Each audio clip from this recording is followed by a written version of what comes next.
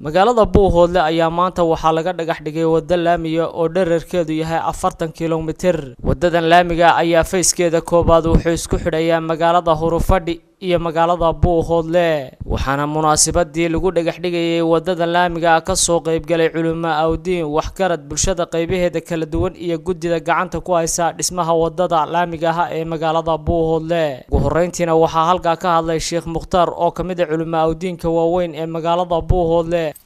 gobolka Buuhoodle ama gobolka Cayn ay maanta joogaan lana doonayo dhowr iyo 40 kiiloomitir ee u dhaxeeya Buuhoodle iyo Hurufadhi in insha Allah taala la bilaabo taasoo la doonayo in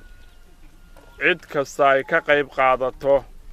gaar ahaan dadka ama jaaliyada u dhalatay deegaankan iyo dadka gudaha jooga ee ganacsatada ah ama Ilaahay uu maalka siiyay inay wax ka qayb qaataan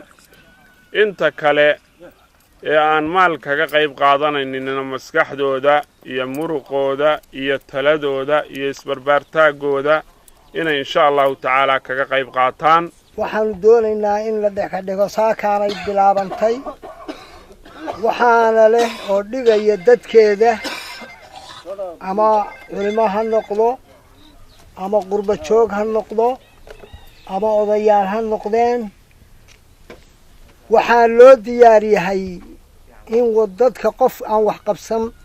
cidina waxba u qaban mayso dadka xil baa saaran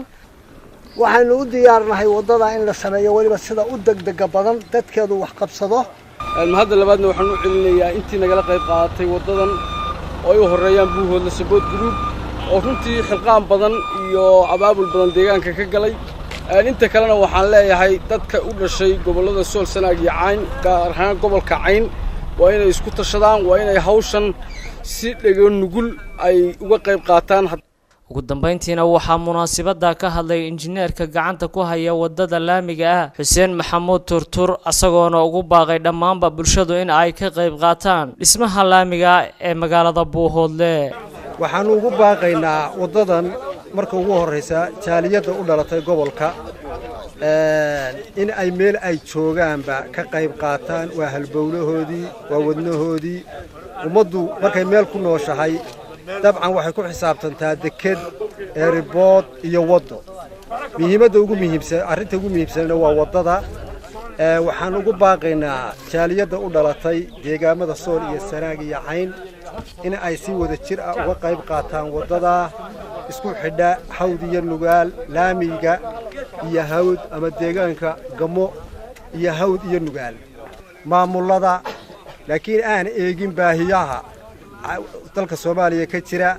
dhamaanteed waxaan leenahay war indhaha fura